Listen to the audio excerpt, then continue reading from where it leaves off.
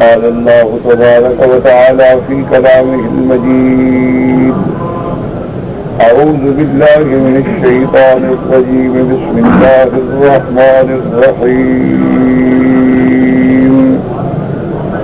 بل متعنا هؤلاء وآباءهم حتى طال عليهم العمر أفلا يرون أنا نأتي الأرض ننقصها من أطرافها أفهم الغالبون قل إنما أنذركم بالوحي ولا يسمع الصم الدعاء إذا ما ينذرون ولئن مستهم نفحة من عذاب ربك ليقولن يا ويلنا إنا كنا ظالمين ونضع الموازين القسط ليوم القيامة فلا تظلم نفس شيئا وإن كان مثقال حبة من خردل أتينا بها وكفى بنا حاسبين. اللہ تبارک و تعالی نے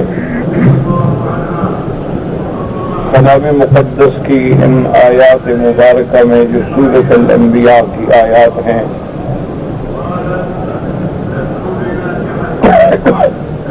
احوال مشرکین کا ذکر کیا ہے اور اس کے بعد ان کے لیے وعید ہے، تخویف ہے. تخویفات دنیاوی بھی ہیں اور تخویفات اخروی بھی ہیں. جیسا کہ اللہ تبارک و تعالیٰ کے قرآن پاک کے متعدد صورتوں میں آپ کر چکے ہیں کہ اللہ کے قرآن میں وعد بھی ہے، وعید بھی ہے. ایمان والوں کے لیے اللہ کے وعدے ہیں، ان کو جنت ملے گی، نعم ملیں گے، انعام ملیں گے، حور و قصور ملیں گے، تو یہ سب وعد ہے. وعید کا معنی ہوتا ہے کہ اگر کفر کرو گے، شرک کرو گے، تکذیب کرو گے تو اللہ تبارک و تعالیٰ کی طرف سے پھر عذاب ہوں گے، اور پھر ان عذابوں کے انواع کا ذکر کیا ہے قرآن پاک کہ جہنم کے درکات ہوں گے اور ان میں ایسے عذاب ہیں جو انسانی تصور سے بھی بالا تر، اس کو وعید کہا جاتا ہے. اسی طرح مفسرین کرام نے ان باتوں کو سمجھانے کے لیے ان کی ایک دوسری تعبیر بھی فرمائی ہے. انہوں نے فرمایا کہ قرآن پاک میں بشارات بھی ہیں اور تخویفات بھی ہیں. بشارات کا معنی یہ ہے جیسے اللہ فرماتے ہیں بشر الذین آمنوا وعملوا الصالحات، کہ جو لوگ ایمان لائے اور عمل کیے بہتر ان کو آپ خوشخبری دیں کہ ان کے لیے اللہ نے ایسے باغات تیار فرمائے ہیں جن کے نیچے نہریں بہتی ہیں. تو یہ مبشرات ہیں، بشارات ہیں، تبشیرات ہیں. اور اسی طرح تخویفات بھی ہوتی ہیں. تخویفات کا معنی ہوتا ہے جیسے اللہ نے فرمایا کہ جہنم جو ہے اعدت للکافرین، کافروں کے لیے جہنم ہم نے تیار کر رکھی ہے. جیسے اللہ نے فرمایا وقودها الناس والحجارہ، وہ جہنم ایسی بلا ہے کہ جس کا ایندھن جو ہے انسان ہے اور پتھر ہے.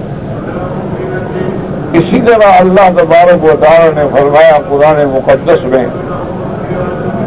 کہ وہ جب جہنم پر پیش ہوں گے اور جہنم اللہ تبارک و تعالی ان کے سامنے لائیں گے تو جہنم سے ایسے آواز ہوگی تقاد تمیز من الغیظ، گویا کہ غصے سے پھٹ جائے گی اور اپنے اس حدود سے باہر نکل جائے گی.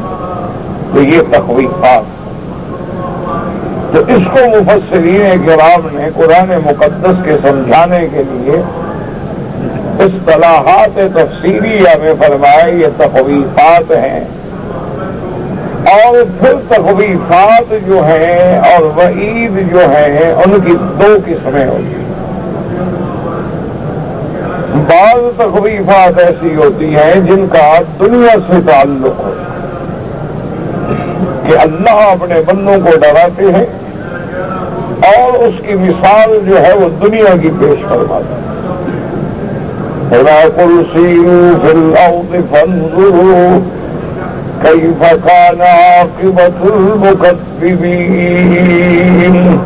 اللہ نے فرمایا، حکم دیا آپ میرے محبوب آپ ان کو کہیں کہ چلو پھر زمین میں دیکھو کہ اللہ نے تکذیب کرنے والوں کا کیا حال ہے۔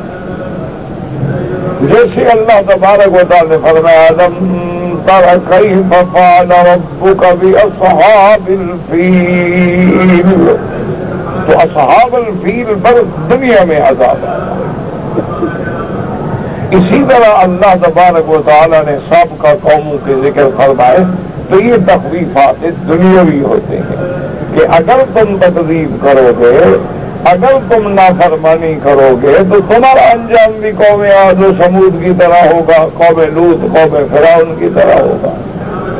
تو یہ تخویفات دنیاوی ہیں، اللہ دنیا میں نمونہ دکھلا دیتے ہیں، ورنہ اصل فیصلہ آخرت میں ہوگا۔ یاد رکھیں کہ اللہ تبارک و تعالی نے جو عالم بنائے ہیں، عالم ارواح ہے، عالم دنیا ہے جس میں اب ہم زندہ ہیں، یہ اختبار ہے، امتحان۔ اس کے بعد عالم برزخ ہے، اس کے بعد عالم آخرت۔ تو دنیا جو ہے دراصل یہ دار العمل ہے اور آخرت جو ہے وہ دار الجزا۔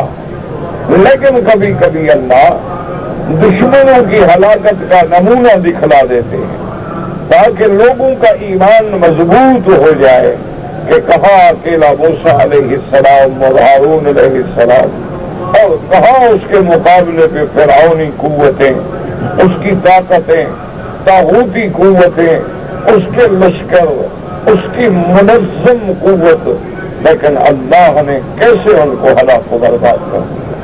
تو یہ اللہ تبارک و تعالیٰ کبھی دنیا میں نمونہ دکھلا دیتے، کبھی اللہ تبارک و تعالیٰ اپنے بندوں کو دنیا میں شان عطا فرماتے ہیں، جیسے سلیمان علیہ السلام کو اللہ نے ایسا ملک عطا فرمایا، ایسی سلطنت عطا فرمائی، ایسی طاقت عطا فرمائی، ایسی قوت علمیہ عطا فرمائی کہ ان کی کوئی مثال نہیں ہے، اور نہ ان کے بعد اس قسم کا ملک کسی کو دیا گیا۔ اللہ تبارک و تعالیٰ نے سلیمان علیہ السلام کو مختلف علوم بتلائے، اللہ پاک نے ان کے تابع صرف انسان نہیں، جنوں کو بھی تابع کر دیا، پرندوں کو بھی تابع کر دیا، ہواؤں کو بھی مسخر کر دیا۔ تو اللہ دنیا میں دکھلاتے ہیں کہ ہم چاہیں تو اپنے بندوں کو اس طرح بھی انعامات سے نواز دیتے ہیں کہ کہاں یوسف علیہ السلام ایک غلام بن کے بکنے والا، کہاں ایک قید میں زندگی گزارنے والا، اور کیسے پھر ہم نے ان کو مصر کی حکومت عطا فرمائی۔ تو یہ اللہ دنیا میں نمونے بھی دکھلاتے ہیں، ورنہ اصل بات جو ہے وہ فیصلہ آخرت میں ہوگا۔ اس لیے دنیا میں ضروری نہیں ہوتا کہ ہر کافر پر عذاب آ جائے، دنیا میں یہ ضروری نہیں ہوتا کہ ہر نیک آدمی، ہر عمل صالح کرنے والا، ہر بزرگ آدمی جو ہے اس کو آرام ملے، سکون ملے، انعامات ملے، کیونکہ ان کے اصل جزا کا فیصلہ آخرت میں۔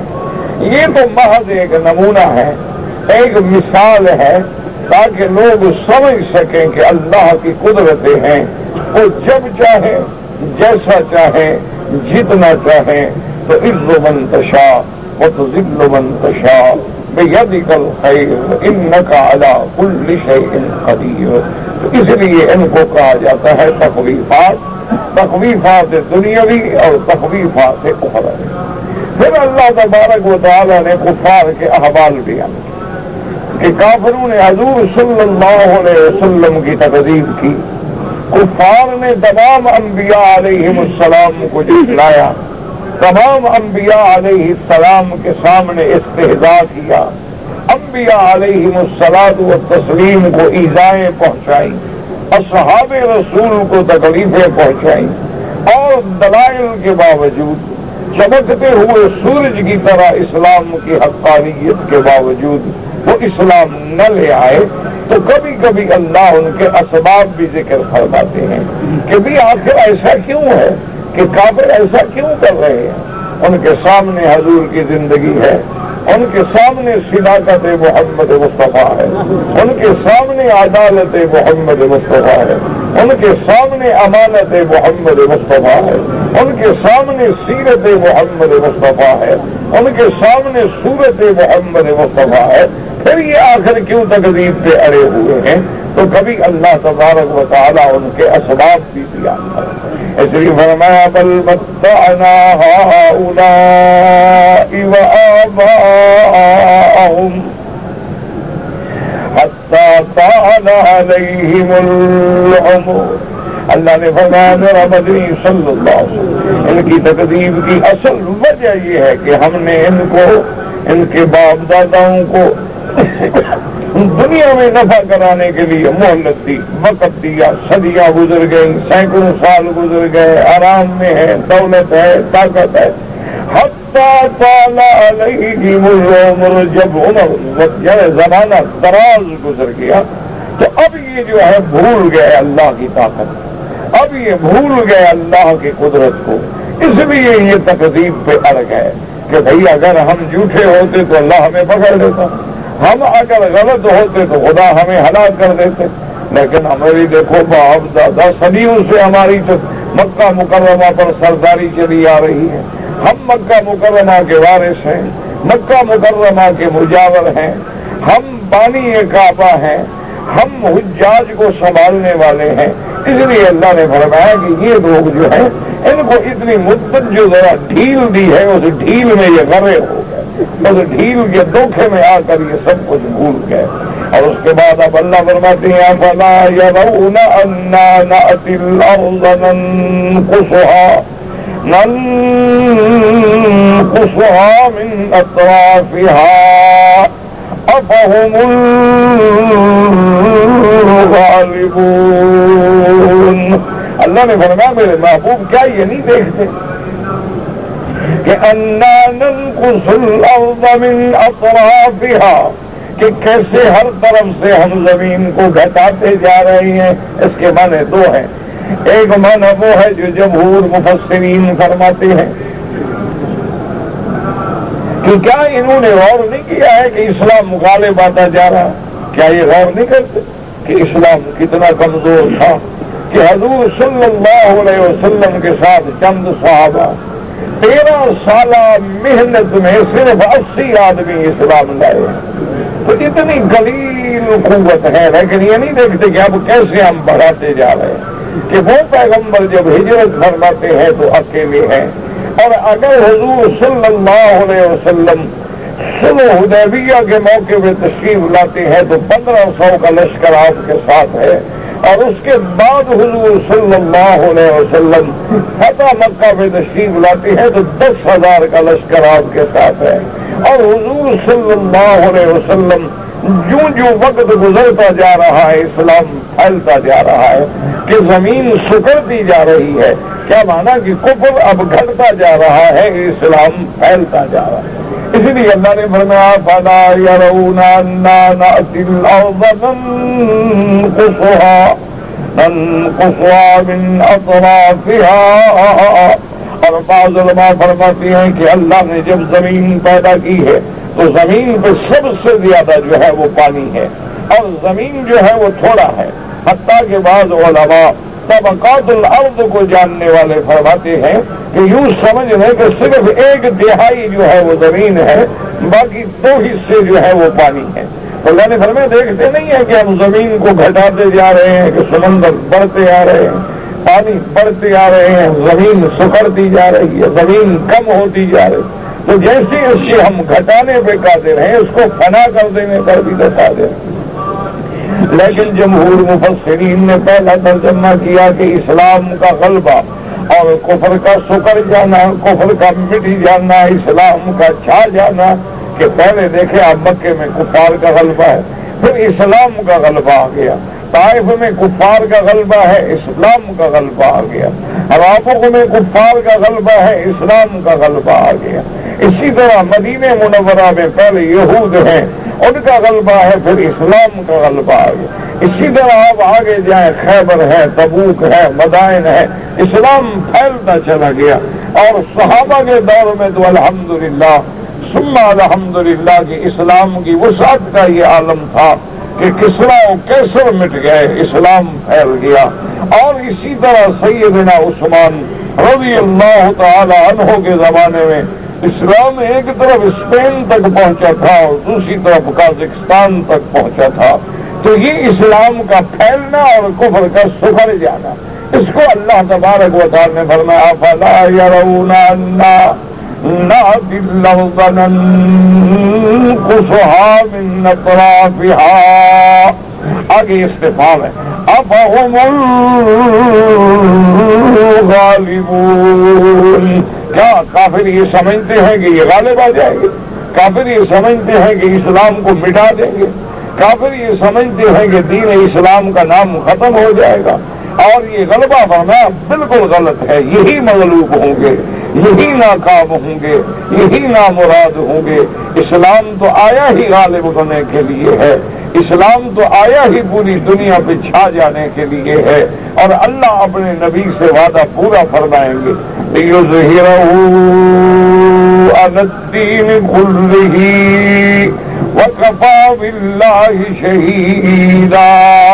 اللہ نے فرمایا میرا مدنی آپ کے دین کو تمام ادیان پہ ہم غالب کر دیں گے۔ اسی لیے ایک وقت آئے گا کہ اس روئے زمین پر، یعنی جتنی اللہ کی سرزمین ہے، اس پہ نہ یہودیت ہوگی، نہ نصرانیت ہوگی، نہ کوئی باطل مذہب ہوگا، صرف اسلام کا غلبہ ہوگا۔ یعنی حتیٰ کہ ہر مذہب جو ہے وہ ختم ہو جائے گا، ظاہری دعویٰ کرنے والے بھی مٹ جائیں گے۔ اس لیے اللہ فرمایا کیا یہ سمجھتے ہیں کہ یہ غالب آ جائیں گے؟ افہم الغالبون، یہ غلط۔ قل انما انذرکم بالوحی، آپ کہہ دیجئے کہ میں تو تم کو ڈراتا ہوں اپنی طرف سے نہیں بلکہ اللہ کی وحی بھیجی ہوئی۔ تو اللہ جو فرمائیں گے وہ کیسے غلط ہو سکتا ہے؟ اللہ کا فرمان تو کبھی غلط ہو نہیں سکتا۔ تو میں جو آپ کو وحی سناتا ہوں وہ اللہ کا حکم ہے، میں جن باتوں سے ڈراتا ہوں وہ اللہ کا حکم ہے، میں جس اسلام کے غلبے کی بات کرتا ہوں وہ اللہ کا حکم ہے، میں اپنی طرف سے تو کچھ کہتا نہیں۔ اور اللہ تبارک و تعالیٰ کا فرمان جو ہے وَمَنْ أَصْدَقُ مِنَ اللَّهِ حَدِيثًا، اللہ سے کون زیادہ سچی بات کہہ سکتے؟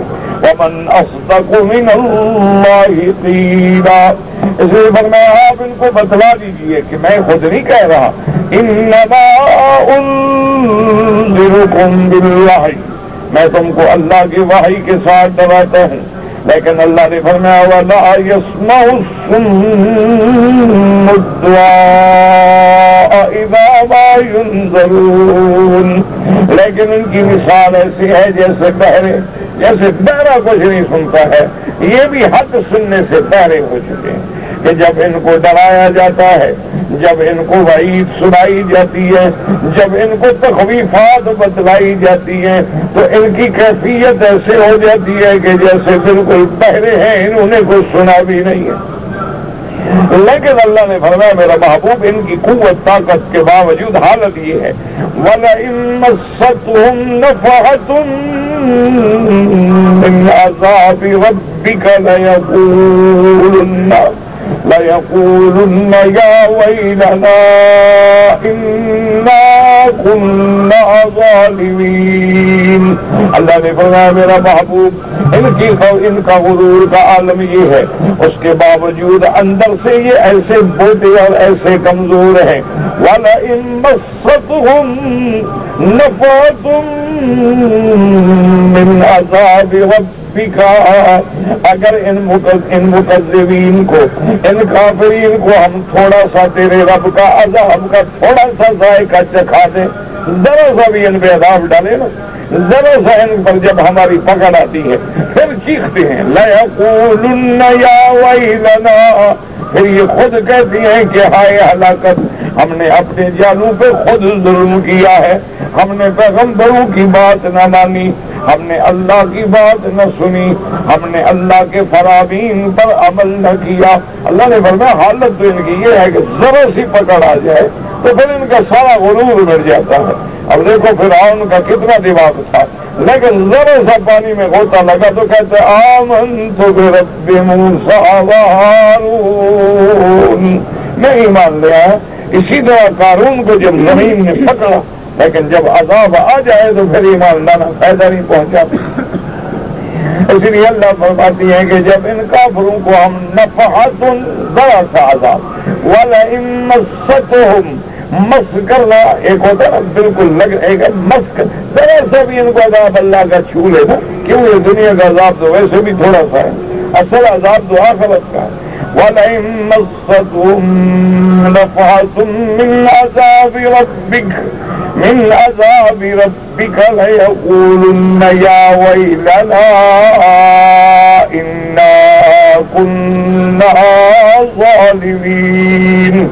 اللہ نے فرمایا میرے محبوب ان کو بتا دو، وَنَزَعُ الْمَوَازِينَ الْقِسْطَ لِيَوْمِ الْقِيَامَةِ فَلَا تُظْلَمُ نَفْسٌ شَيْئًا وَإِنْ كَانَ مِثْقَالَ حَبَّةٍ مِّنْ خَرْدَلٍ أَتَيْنَا بِهَا وَكَفَى بِنَا حَاسِبِينَ۔ اللہ نے فرمایا میرا بدری صلی اللہ علیہ وسلم آپ ان کو بتا دیں کہ جب ہم میزان رکھیں گے عدل کا قیامت والے دن، فلا تظلم نفس شیئا، پھر کسی بندے پر بھی کسی چیز پہ بھی ذرے کے برابر ظلم نہیں ہوگا۔ وَإِن كَانَ مِثْقَالَ حَبَّةٍ مِّنْ خَرْدَلٍ، اگر رائی کے برابر بھی کسی کا عمل ہوگا، أَتَيْنَا بِهَا، ہم اس کو بھی لائیں گے، وَكَفَى بِنَا حَاسِبِينَ، اور اللہ تبارک و تعالیٰ کی ذات ہی کافی ہے حساب لینے والی۔ اللہ نے فرمایا کہ میرا محبوب یہ تو دنیا میں ہم ان کو تھوڑا سا جھٹکا دکھاتے ہیں، اصل فیصلے تو قیامت والے دن ہوں گے، جس دن ہم میزان رکھیں گے۔ اب یاد رکھیں کہ میزان کے بارے میں مفسرین کرام نے بعض علماء فرماتے ہیں کہ موازین جمع ہے میزان کی، اور کہیں آیا والوزن یومئذ الحق، اور کسی جگہ آتا ہے لفظ میزان، ووضع المیزان، تو کہیں لفظ مفرد ہے اور کہیں جمع ہے، یہاں جمع ہے۔ وَنَزَعُ الْمَوَازِينَ الْقِسْطَ، موازین جمع ہے میزان کی، تو جمع کا معنی ہے کہ بہت سارے میزان ہوں گے۔ اس لیے بعض علماء مفسرین فرماتے ہیں کہ وہاں بہت سارے میزان ہوں گے، ہر عمل کے وزن کے لیے الگ میزان ہوگا، ہر عمل جیسے عمل الگ الگ ہے میزان بھی الگ ہوں گے، تو ہر عمل جو ہے الگ میزان میں تولا جائے گا۔ اور بعض علماء نے فرمایا کہ ہر قسم کے کافر مشرک کے لیے الگ میزان ہوگا، یعنی جیسے دنیا میں کفار و مشرکین بہت ہیں، ان کے انواع و اقسام ہیں، کوئی یہودی ہے، کوئی عیسائی ہے، کوئی نصرانی ہے، کوئی مجوسی ہے، کوئی ہندو ہے، کوئی سکھ ہے، کوئی بدھ مت کا عمل پیرا ہے، تو سب کے لیے میزان جو ہے الگ ہو۔ اور بعض علماء فرماتے ہیں وَنَزَعُ الْمَوَازِينَ، وہ فرماتے ہیں میزان تو ایک ہوگا، لیکن وہ اتنا بڑا میزان ہوگا کہ جس سے لاکھوں میزانوں کا کام لیا جائے گا، یعنی میزان تو ایک ہوگا۔ جمع کا صیغہ اس کی عظمت کے لیے ہے۔ ایک حدیث مبارک میں آتا ہے کہ میرے محبوب نے رحمت دو عالم سیدنا محمد رسول اللہ صلی اللہ علیہ وسلم نے فرمایا کہ قیامت کے دن جو میزان ہوگا، آپ نے فرمایا وہ اتنا بڑا ہوگا کہ اللہ اگر چاہے تو زمین اور آسمانوں کو بھی اس میں وزن کر دیا جائے گا، یعنی اتنا بڑا میزان۔ اس لیے کبھی کبھی جمع کا صیغہ جو ہے کسی چیز کی عظمت کے لیے آتا ہے، بڑائی کے لیے آتا ہے۔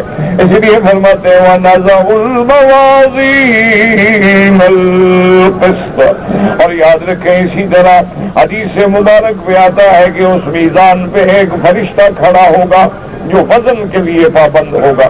اور جب وزن ہوں گے فمن ثقلت موازینہ فاولئک هم المفلحون. اب ان کے اعمال صالحہ زیادہ ہو جائیں گے تو وہ اعلان کر دے گا کہ بھائی اس بندے کی نیکیاں بڑھ گئی، کامیاب ہو گیا، سارے محشر میں ندا ہو جائے گی. اور جس بندے کی برائیاں اور گناہ بڑھ جائیں گے وہ فرشتہ اعلان کرے گا کہ اس کی نیکیاں کم ہو گئی ہے اور گناہ بڑھ گئے، یہ ہلاکت میں چلا گیا ہے. اور وہ فرشتہ کون ہوگا؟ ایک حدیث مبارک میں آتا ہے کہ حضرت جبریل امین ہوں گے کہ امانت والا فرشتہ، عظمت والے فرشتے کی وہاں اللہ ڈیوٹی لگائیں گے کہ تم کھڑے ہو کے میزان کرو. اب مسئلہ یہ سمجھیے کہ میزان کس چیز کا ہوگا. اب دیکھو نا، آپ نے دنیا میں طواف کیا، ختم ہو گیا. ابھی آپ نے نماز پڑھی، وقت گزر گیا، جماعت ہو گئی، نماز ختم ہو گئی، عمل صالح بھی ختم ہو گئی.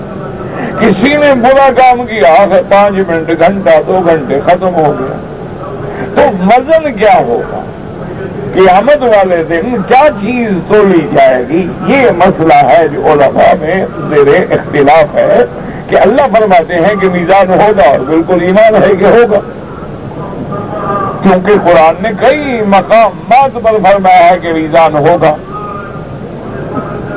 تو اب اس میزان میں تولا کیا جائے؟ تو اس کے بارے میں یاد رکھو کہ متقدمین سے لے کر اور متاخرین تک 2 قول. ایک قول مبارک تو یہ ہے کہ جو ہمارے نام اعمال ہیں نا، جن پہ ہمارے اعمال لکھے ہوئے ہیں، اچھے بھی لکھے ہیں، برے بھی لکھے ہیں، تو ان نام اعمال کو وزن کیا جائے گا. یعنی ایک تو لوڑے میں وہ رجسٹر ہوں گے جس میں نیکی ہے، اور ایک پلڑے میں وہ رجسٹر ہوں گے جس میں ہمارے اعمال خبیثہ برے اعمال ہیں. اب ان کو وزن کیا جائے. اور اس پر دلیل ہے وہ حدیث بطاقہ جو صحیح حدیث مبارک ہے اور مشہور حدیث مبارک ہے کہ ایک بندے کے اعمال کا اللہ حکم دیں گے تو اس کے گناہوں کے سجلات جو ہیں وہ تو بہت بڑے دفتر ہوں گے، اور نیکی کے پلڑے میں اتنی چھوٹا سا ایک بطاقہ کاغذ ہوگا. اب وہ بندہ کہے گا کہ اللہ میاں تولنے کی ضرورت ہی نہیں ہے، میرے تو سامنے ہے سب کچھ. اب آپ کی مرضی ہے، اب جہاں بھیج دیں آپ مالک ہے. بات تو ظاہر ہے کہ میرے گناہوں کے دفتر ہے، ڈھیر لگا ہوا ہے، اور نیکی کے پلڑے میں اتنا سا کاغذ رکھا ہوا ہے.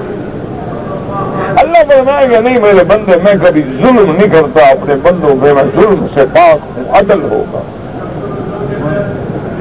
اب اللہ حکم دیں گے کہ وزن کرو. جب وزن کریں گے تو وہ چھوٹا بطاقہ کاغذ جو بھاری ہو جائے گا، کامیاب ہو گیا. یا اللہ، یہ میرا کون سا ایسا عمل ہے؟ تو اب جب اس کو دکھایا جائے گا تو اس میں کلمہ شہادت ہوگا، لا الہ الا اللہ محمد رسول اللہ. تو اللہ چاہے تو اس ایک کلمے کی وجہ سے مغفرت فرما دے اور سارے گناہوں کو مٹا دے. جیسے الاسلام تہدم ما کان قبلہا، جب آدمی اسلام لاتا ہے تو اللہ فرماتا ہے تم پاک ہو گئے، تیرے سارے گناہ پیچھے والے ختم ہو. اسی طرح حضور فرماتے ہیں من کان آخر کلامہ لا الہ الا اللہ دخل الجنہ. جس بندے کا موت کے وقت آخری کلمہ زبان پہ کلمہ شہادت ہو تو حضور نے فرمایا سمجھو منزل آسان ہو گئی، جنت میں داخل ہو گیا. تو ایک کلمہ مبارک ہے. اسی لیے حضرت قاضی احسان مرحوم شیخ آبادی رحمت اللہ علیہ فرماتے تھے کہ جب ہم بچے تھے، چھوٹے 4 سال کے بچہ تھا، تو مجھے والدہ ہر بات پہ جب بھی میں آؤں تو کہ کلمہ سناؤ، تو میں کلمہ پڑھ دیتا لا الہ الا اللہ محمد رسول اللہ، انہوں نے یاد کرایا تھا. تو اب جناب میں کھیل رہا ہوں، گھر سے باہر گیا، پھر کلمہ سناؤ. کھانا کھانے کے لیے بیٹا کھانا بعد میں کھانا، پہلے کلمہ سناؤ. اچھا ابھی کوئی چیز مانگی کہ 4 آنے دے دو، شہ لیتے ہیں 1 آنا دے دو، ان کا پہلے کلمہ سنو پھر 4 آنے لے لو. تو کہتے ہیں آہستہ آہستہ آہستہ جب میں تھوڑا بڑا ہو گیا 5 سال کا 6 سال کا تو والدہ کی یہی روٹین لگی ہوئی. اب ہم پڑھنے لگ گئے، کچھ تھوڑا بہت پڑھ لیا، قرآن شریف پڑھنے لگ گئے، چھوٹی چھوٹی ابتدائی قاعدے پڑھنے لگ گئے. تو ایک دن میں نے چڑ کر ماں سے کہا کہ اماں جانیے کیا اب آخر ہر وقت گھر میں آؤ کلمہ پڑھو، گھر سے نکلو کلمہ پڑھو، سو رہے ہو کلمہ پڑھو، اٹھو کلمہ پڑھو، کیا تم مجھے مسلمان نہیں سمجھتی ہو؟ ہر وقت مجھے آپ مسلمان کر رہی ہیں، ہر دفعہ میں کہہ رہا تھا کہ کلمہ پڑھو. میں کہتا ہوں 2 آنے دے دو، مٹھائی لینی ہے کہ پہلے کلمہ پڑھو. تو یہ آخر کیا وجہ ہے؟ انہوں نے فرمایا کہ بیٹا ناراض نہ ہو، میں چاہتی ہوں کہ تیری زبان پہ یہ کلمہ ایسا چڑھ جائے کہ مرنے کے وقت بے اختیار زبان پہ کلمہ شریف آ جائے، کہ جس چیز کی بندے کو عادت ہو جائے. آپ نے دیکھا نا کسی کو گالی دینے کی عادت ہو جاتی ہے، لاکھ منع کرو وہ گالی دے گا. کسی بندے کو ایک لفظ کہنے کی عادت ہو جاتی ہے، وہ لازماً اس کی زبان سے نکلے گا. کسی آدمی کو ہر بات میں الحمدللہ کہنے کی عادت ہو جاتی ہے، لازماً الحمدللہ نکلے گا. کسی آدمی کو ہر کام میں بسم اللہ کہنے کی عادت ہو جاتی ہے، لازماً بسم اللہ نکلے گا. تم نے فرمایا کہ بیٹا میں تو تمہیں اس لیے بار بار کلمہ پڑھواتی ہوں کہ تمہاری زبان پہ یہ کلمہ اتنا رچ جائے، بس جائے، جم جائے کہ موت کا پتہ نہیں ہوتا، اچانک آتی ہے گھڑی تو زبان پہ خود بخود آ جائے لا الہ الا اللہ. اسی لیے یاد رکھیں کہ افضل الذکر لا الہ الا اللہ. نے فرمایا کہ افضل ترین ذکر جو ہے وہ یہ کلمہ مبارک ہے، یہ کلمہ شہادت ہے لا الہ الا اللہ محمد رسول. اور اسی طرح جتنے اللہ کے اولیاء گزرے ہیں، چاہے وہ جس ملک میں تھے، جس جنس سے تھے، یہ سب کا متفق علیہ فیصلہ ہے کہ انہوں نے کہا کہ ہم نے جو کچھ بھی پایا ہے اسی کلمے سے پایا، کہ جو بھی اللہ نے ہمیں مقام دیا وہ اسی کلمے سے. اسی لیے اب بزرگوں کے مختلف راستے طریقے مختلف ہوتے ہیں. بعض حضرات جو ہیں وہ زور سے ذکر کرواتے ہیں، بعض ایسا ذکر کرواتے ہیں، لیکن اصل زور اسی کلمے پہ ہوتا ہے کہ نفی اور اس بات کا ذکر جو ہے ایسا رچ بس جائے، حتیٰ کہ بعض علماء بعض اولیاء اللہ اتنی محنت کرواتے ہیں کہ بندے کو ایسی عادت ہو جائے کہ سانس نکلے یا اندر آئے تو اللہ کا ذکر ہو، تاکہ ہر حال میں اللہ کے ذکر میں مشغول. اور یہی ایمان والوں کی صفت ہے کہ لا یزال لسانک رطبا بذکر اللہ، ہر وقت تیری زبان اللہ کے ذکر سے تر و تازہ ہو. اللہ فرماتے ہیں جو میرے بندے الذین یذکرون اللہ قیاما، کھڑے ہیں تو میرا ذکر ہے، بیٹھے ہیں تو میرا ذکر ہے، لیٹے ہیں تو میرا ذکر ہے. اس لیے حکم ہے کہ لیٹنے سے پہلے بھی ذکر، اٹھتے ہوئے اٹھو تو ذکر، کھانا کھاؤ تو ذکر، پانی پیو تو ذکر، کپڑا پہنو تو ذکر، حمام میں داخل ہونا چاہو تو ذکر، حمام سے باہر نکلو تو ذکر. ہر حال میں ذکر ہو کہ بندے کی زبان جو ہے وہ اللہ کے ذکر پہ جاری ہو جائے.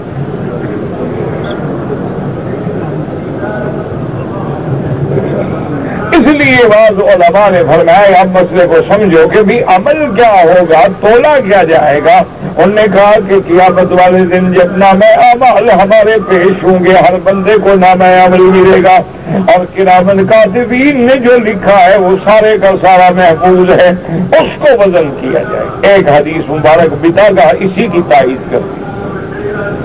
اور بعض علماء فرماتے ہیں کہ نہیں یہ بھی ہوگا، لیکن بعض علماء فرماتے ہیں کہ اللہ ہمارے اعمال کو ایک جوہر کی شکل دے دیں گے، ہمارے اعمال خود ایک شکل اختیار کریں.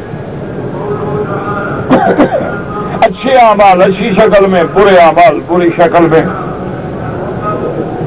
اس کی تائید قرآن پاک کی ایک آیت سے ہوتی ہے. فرماتے ہیں وَوَجَدُوا مَا عَمِلُوا حَاضِرًا ولا یظلم ربک احدا، جو کچھ تم نے کیا ہے وہ آگے ہوگا۔ اچھا اب یہ نہیں ہوگا کہ زنا کی شکل میں ہو، ایک ہے بھڑی شکل میں، جیسے کہ ایک حدیث مبارک میں آتا ہے کہ بندہ مر جاتا ہے اور دفن ہو جاتا ہے، اب سب چھوڑ کے چل دیے، اب وہ مومن بندہ سوال و جواب میں جب کامیاب ہو جاتا ہے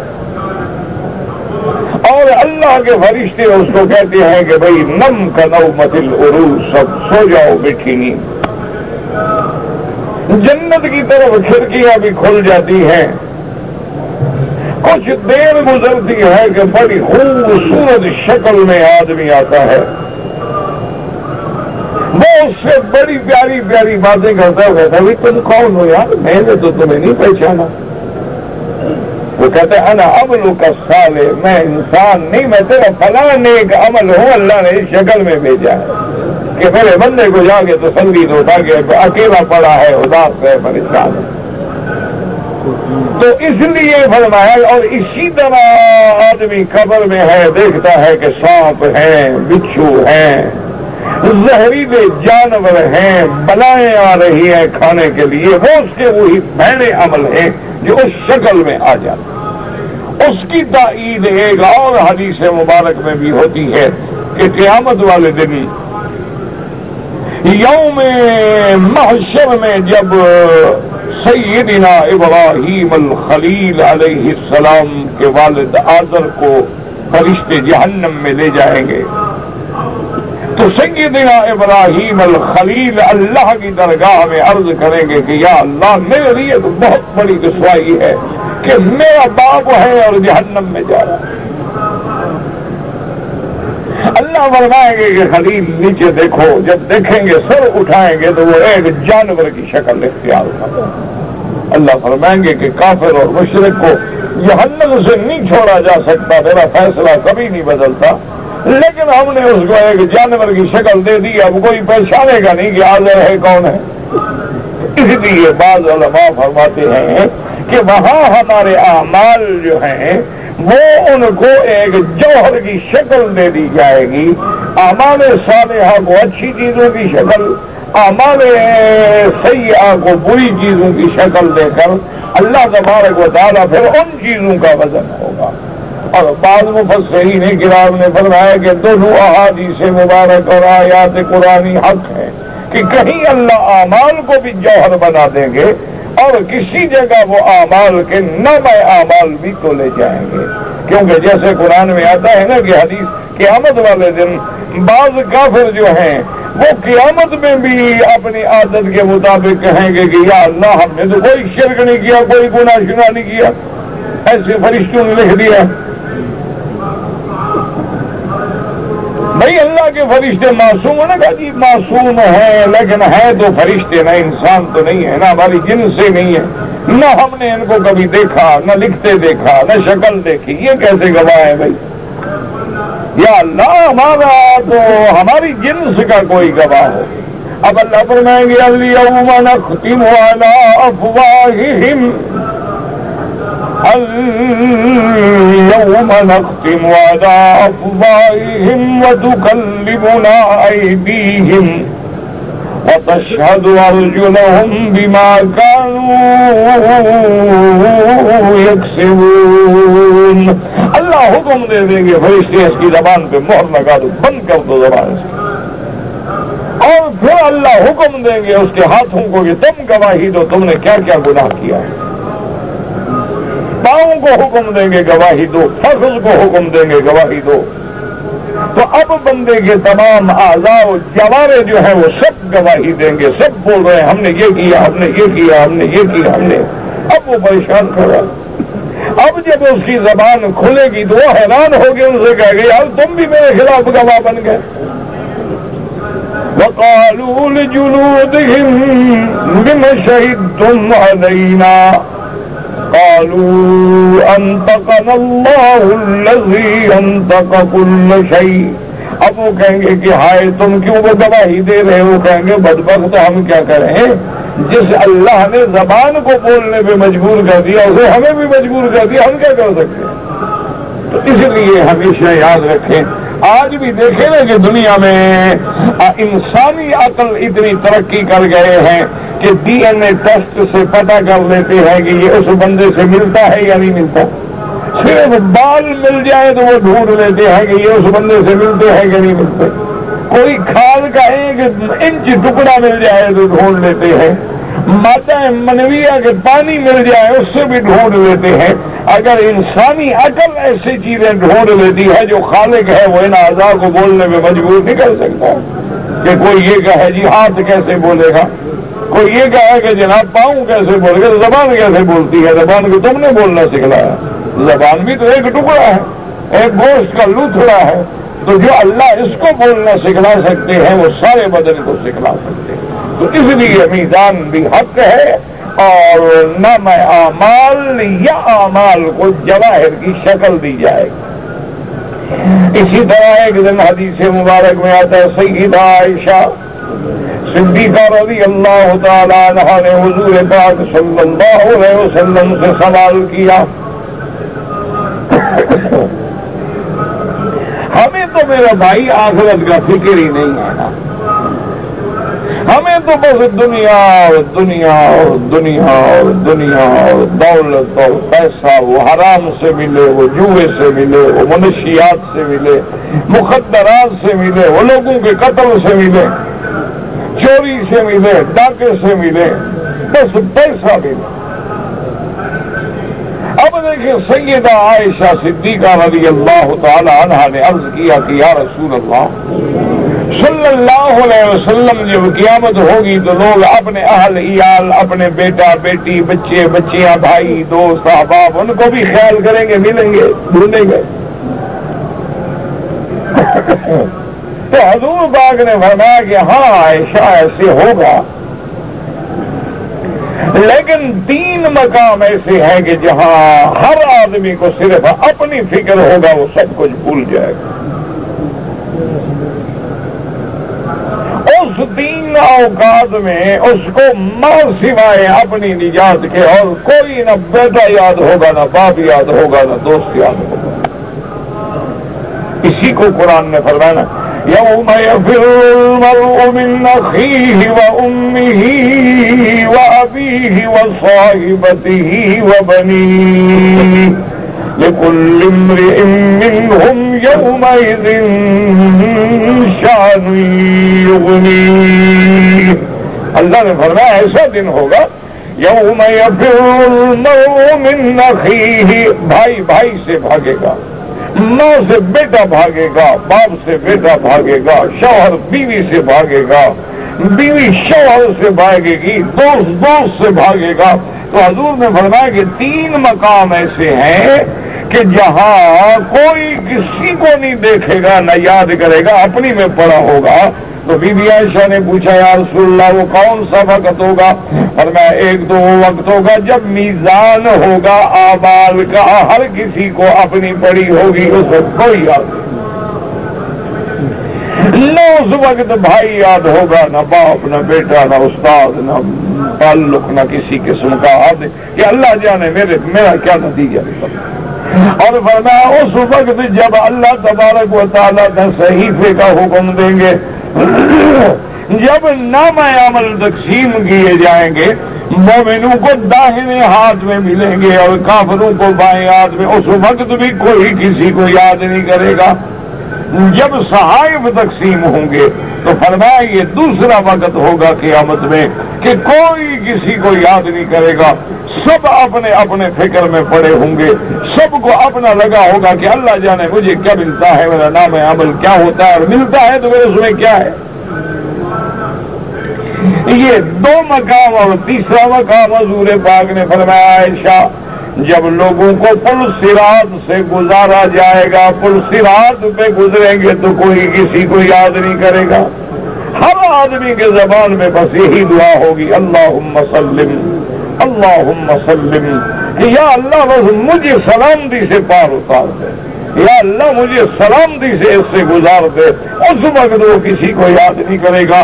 ورنہ تو صاف بات ہے کہ بیوی اپنے خاوند کو ملے گی، اولاد اپنے والدین کو ملے گی، بھائی اپنے بھائی سے ملیں گے، دوست اپنے دوستوں سے ملیں گے، لیکن یہ 3 مقامات ایسے ہیں اور ان میں ایک مقام وہ ہے جب نامہ عمل کا میزان ہوگا، وَنَزَعُ الْمَوَازِينَ الْقِسْطَ وَنَزَعُ الْمَوَازِينَ الْقِسْطَ لِيَوْمِ الْقِيَامَةِ فَلَا تُظْلَمُ نَفْسٌ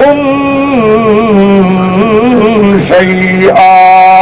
اللہ فرماتے ہیں کہ ذرے کے برابر بھی بے انصافی نہیں ہوگی، بالکل انصاف ہوگا۔ اور اگر تم نے کوئی ذرے کے برابر بھی بھلائی کی تھی، نیکی کی تھی، کسی کو ایک پیسہ ایک دھیلا بھی تم نے خیرات دیا تھا، اچھا کام کیا تھا، اچھی بات بولے تھے، کسی کے لیے خیر کا کلمہ کہا تھا، اللہ کہ ہم اس کو بھی لے آئیں گے۔ وَإِن كَانَ مِثْقَالَ حَبَّةٍ مِّنْ خَرْدَلٍ، خردل کہتی ہیں رائی کا دانہ، اتنا چھوٹا ہوتا ہے، یعنی اگر اتنی چھوٹی نیکی ہم اس کو بھی لائیں گے۔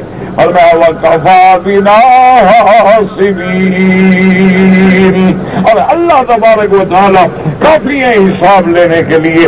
اور پھر کمال یہ دیکھیں کہ حضرت آدم سے لے کر قیامت تک ہر مخلوق کا حساب ہوگا، لیکن اللہ کی شان اتنی سریع الحساب ہے کہ حدیثوں میں آتا ہے کہ دوپہر سے پہلے گویا حساب ختم ہو جائے گا، جنت والے جنت میں آرام کریں گے اور جہنم والے جہنم میں جمیں گے، اتنا سریع الحساب۔ تو اللہ سے دعا کریں کہ اللہ ہمارے حساب کو آسان فرما دے۔ اللہم حاسبنا حسابا یسیرا۔ حضور پاک نے جب یہ دعا سکھلائی نا کہ اللہ حساب آسان فرما دے، تو وہاں بھی بی بی عائشہ صدیقہ نے پوچھا کہ یا رسول اللہ حساب آسان، اللہ بلا حساب بخش دیں، حساب تو آخر حساب ہے نا، یہ عرض یسیر ہے، حساب آسان بھی ہو تو حساب تو ہے نا۔ اور بھائی عائشہ تم نہیں سمجھتی، حساب یسیر کا معنی یہ ہے کہ بندہ پیش ہوگا، اچھا جاؤ معاف کیا، بس یہ حساب یسیر۔ اس لیے فرما اللہم حاسبنا حسابا یسیرا۔ ایک ہمارے شاگرد تھے بیچارے محمد صدیق، فوت ہو گئے، اللہ ان کی مغفرت فرمائے اور اللہ درجات بلند فرمائے، پسماندگان کو صبر جمیل عطا فرمائے، اور جتنے بھی لوگ فوت ہو گئے سب کے لیے دعا کریں اللہ ان کی قبروں کو باغ جنت بنا دے۔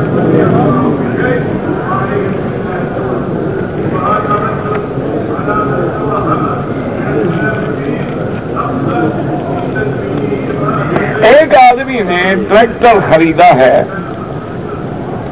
اور ٹریکٹر سے وہ محنت مزدوری کرتا ہے، ہل چلاتا ہے مزدوری پر،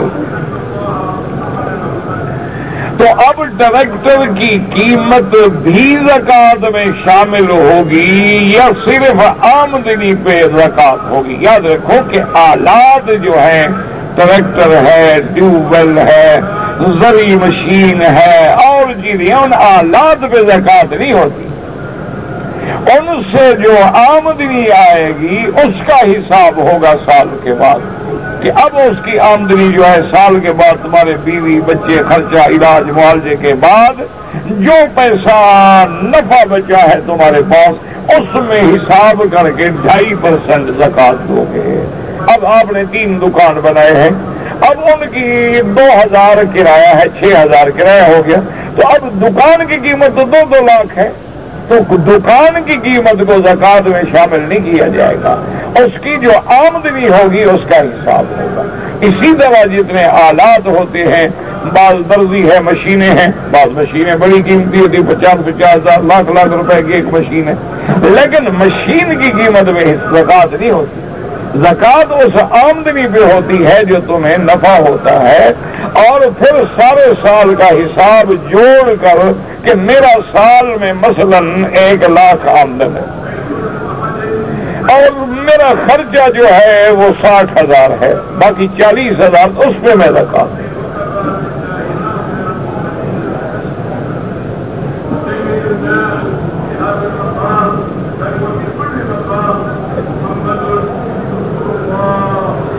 میں نے بارانی علاقے میں زمین رہن پر لی ہے. ایک تو ہوتا ہے رہن مانا مستاجری. زمینیں مستاجری بھی ہوتی ہیں کہ جی ہم آپ سے 1000 روپے ایکڑ لیں گے. 100 ایکڑ زمین ہے 1 لاکھ لوں گا. بالکل جائز ہے, یہ تو کوئی بنا نہیں. اور ایک ہوتا ہے کہ میں نے پیسہ تو ادھار لیا ہے کہ جی آپ مجھے 1 لاکھ روپے قرضہ دیں. اب وہ کہتا ہے جی کل کو آپ میرے پیسے کھا جائیں, مجھے واپس نہ کریں تو کوئی چیز رہن رکھو اپنی. میں کہتا ہوں بابا دیکھو یہ میری 5 ایکڑ زمین رہن ہے, تو اب یہ زمین میری ہے, اس سے وہ نہیں فائدہ اٹھا سکتا کہ 5 ایکڑ کی کاشت وہ کرے اور اس کا فائدہ وہ اٹھائے, کیونکہ تو میں نے امانت رکھی ہے, رہن رکھی ہے کہ جب وقت آئے گا پیسے دے دوں گا, رہن چھوڑا دوں گا, کاغذ اپنا اٹھا لوں گا.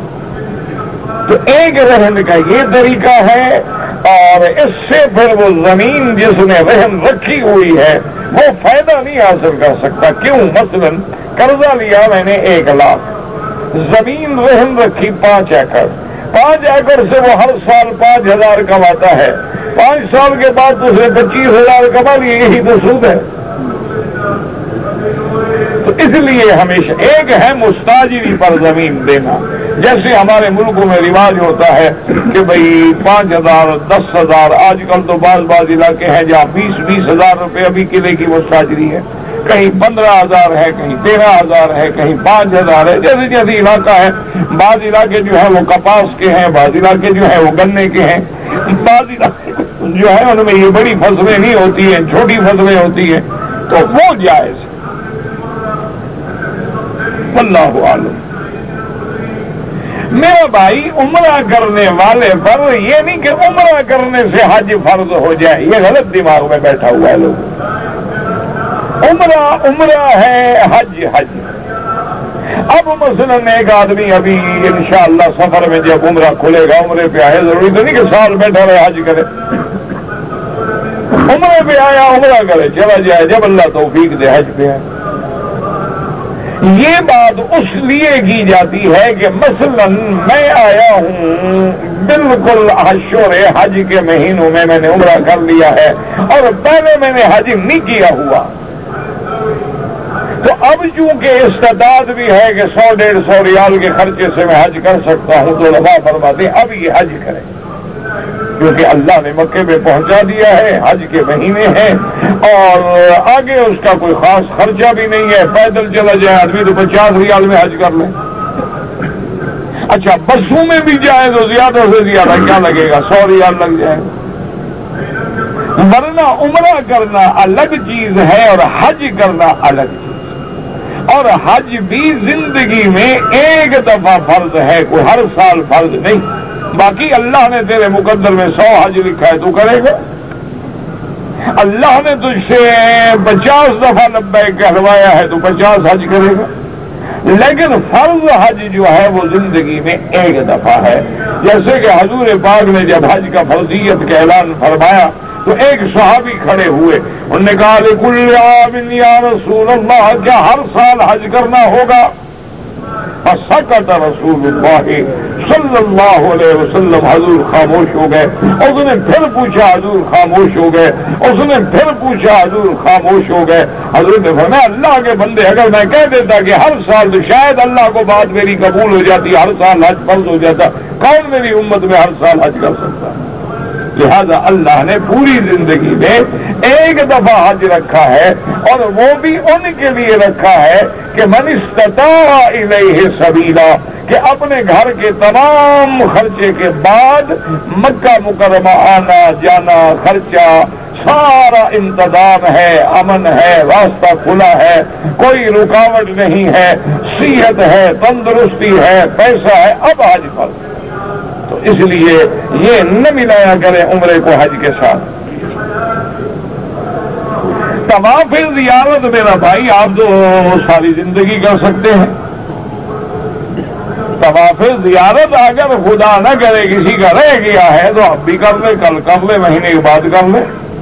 لیکن مسئلے میں صرف اتنا اختلاف ہے کہ امام ابو حنیفہ رحمت اللہ علیہ کے نزدیک طواف زیارت جو ہے 10, 11 اور 12 تاریخ کے سورج ڈوبنے تک کیا جائے. وہ فرماتے ہیں اس کے بعد طواف زیارت کرے گا. طواف زیارت تو ٹھیک ہے لیکن دم دینی پڑے گی کہ اسے تاخیر کر دی. اللہ نے 3 دن اس کو دیے ہیں تو 3 دن میں اس نے کیوں نہیں کیا. اور بعض ائمہ فرماتے ہیں کہ 13 تک ہے اور بعض ائمہ نے فرما دیا کہ ذی الحج میں بھی کر سکتا ہے. لیکن ایک بات پہ غور کریں, اسی لیے میں نے کئی دفعہ عرض کیا ہے, ویسے تو تمام ائمہ برحق ہیں, اللہ ان کی قدروں پہ کروڑوں رحمتیں فرمائے, لیکن امام صاحب کی جو فقہ ہے نا, سوچ ہے, فہم ہے, وہ ماشاءاللہ بڑی گہرائی اور گہرائی سے ایک مسئلے پہ نظر ڈالتے ہیں. اب دیکھیں نا جی کہ طواف زیارت اگر نہ کرو تو بیوی حلال نہیں ہوگی. اچھا, بیوی نے بھی طواف زیارت نہیں کیا ہے تو خاوند پہ حلال نہیں ہوگی. آپ نے جناب 2 مہینے طواف زیارت نہیں کیا, 2 مہینے آپ بیوی کو نہیں ملیں گے تو آپ خطرے میں تو آ گئے. اور اگر آپ نے پہلے جلدی میں طواف زیارت کر لی, آپ نے بھی کر لیا, بیوی نے بھی کر لیا, تو خطرہ ختم ہو گیا. اب دونوں ایک دوسرے کے لیے حلال ہو گیا اور تحلل کامل ہو گیا. ایک تو یہ بات. دوسری بات یہ بھی دیکھنا ہے کہ حضور پاک نے کب کیا. رحمت دو عالم سیدنا محمد مصطفیٰ صلی اللہ علیہ وسلم نے 10 تاریخ کو آپ نے کنکری ماری, اس کے بعد قربانی فرمائی, اس کے بعد آپ نے سر مبارک پہ حلق فرمایا, پھر غسل فرمایا, کپڑے پہنے, خوشبو لگائے, اسی دن طواف زیارت کے لیے تشریف لے آئے. تو حضور کا عمل بھی ہمیں یہی سکھاتا ہے کہ جتنا جلدی ہو سکے ہم طواف زیارت پہ عمل کریں, تاکہ باقی جو ہے نا وہ تو ایک رعایت ہے, گنجائش ہے نا, ورنہ حضور کا اپنا عمل مبارک تو یہی ہے. اسی لیے بہرحال اللہ تبارک و تعالی اگر کسی نے نہیں کیا ہے تو فوراً کرے, کیونکہ طواف زیارت حج کا فرض ہے اور اس کے بغیر حج مکمل نہیں ہوتا. اور دوسری سب سے بڑی بات یہ ہے کہ تحلل کامل نہیں ہوتا.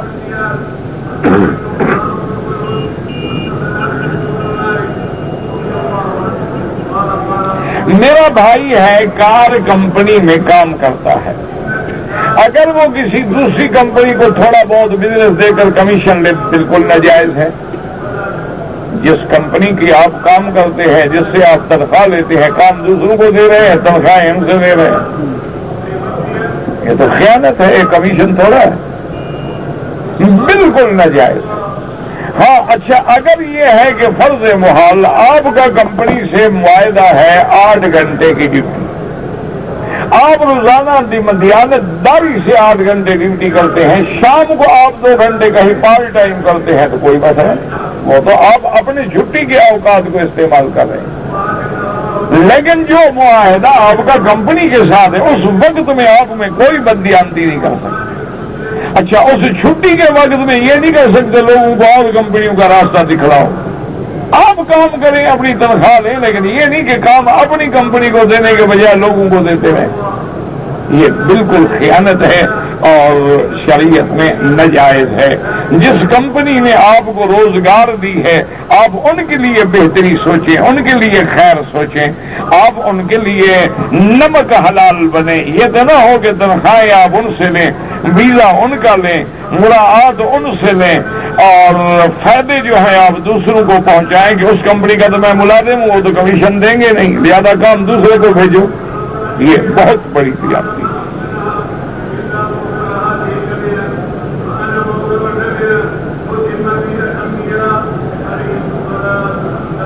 یہ مسئلے میں کوئی عبادت ہے, بہرحال میرا اس سے کوئی تعلق نہیں.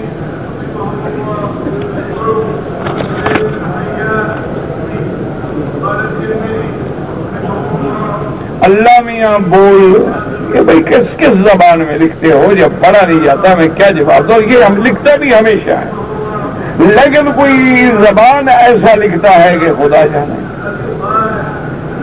کہ اللہ کو میاں بولنا چاہیے. بھائی ایک ہے لفظ عظمت و عزت کے لیے, احترام کے لیے, تو اپنی اپنی زبان میں کوئی احترام میں کہے تو کوئی بات نہیں، لیکن جن لوگوں کے ہاں یہ لفظ احترام میں نہ ہو تو نہیں کہنا چاہیے۔ تہجد جو ہے وہ 8 رکعت ہے۔ سرکار دو عالم رحمت دو عالم صلی اللہ علیہ وسلم ہمیشہ سیدہ عائشہ سے بھی روایت ہے اور بھی احادیث مبارک میں روایت ہے کہ آپ 8 رکعت پڑھتے تھے۔ کان یصلی اربعن 4 رکعت کر کے پڑھتے تھے۔ اور بی بی عائشہ فرماتی ہے فلا تسأل عن حسنہن وطولہن، آپ نے فرمایا کہ میرے بیٹے حضور کی نماز کا کیا پوچھتے ہو، وہ کیسی لمبی نماز ہوتی تھی، وہ کیسی خوبصورت نماز ہوتی تھی۔ تو لہذا تہجد جو ہے وہ 8 رکعت ہے، اور افضل یہ ہے کہ 4 رکعت کر کے پڑھے، اور افضل یہ ہے کہ رکعت لمبی ہو اور قرآن کی تلاوت زیادہ کی جائے، رکوع سجود بڑے اطمینان سے کیا جائے۔ تو مگر نہ اگر ایک آدمی 8 رکعت بھی پڑھتا 4 رکعت پڑھتا ہے جائز ہے۔ ایک آدمی کو اٹھنے میں دیر ہو گئی، صرف 2 رکعت پڑھنے کا وقت ملا تب بھی جائز ہے، 2 رکعت پڑھ لے، تہجد والوں میں تو ہو جائے گا، پڑھنے میں تو نہ ہونا کہ جس نے نہیں پڑھی ہے۔ اس لیے ہمیشہ سنت مبارک یہی ہے کہ آدمی 8 رکعت تہجد پڑھے، لیکن کم بھی پڑھو تو جائز ہے، 4 بھی پڑھو تو جائز ہے، اور 2 رکعت بھی پڑھو تو جائز ہے۔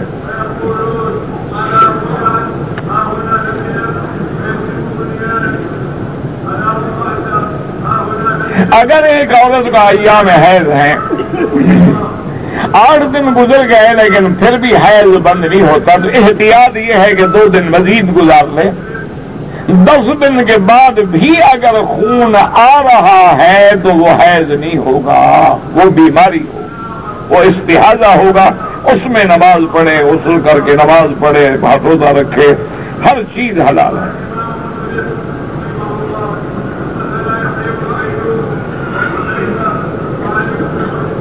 اللہ نے کبھی نہیں فرمایا میرے مدنی، تو ہم محبت میں کہتے ہیں، اللہ نے فرمایا یا ایھا النبی، یہ تو سمجھانے کے لیے آدمی کہتا ہے، اس میں کیا احتیاط ہے بھائی؟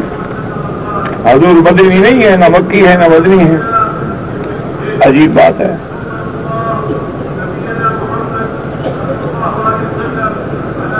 میری والدہ حج پہ آئی تھی، بیمار ہو گئی، حج اور عمرہ تو کر لیا لیکن مدینہ منورہ نہیں جا سکی، حج مکمل ہو گیا۔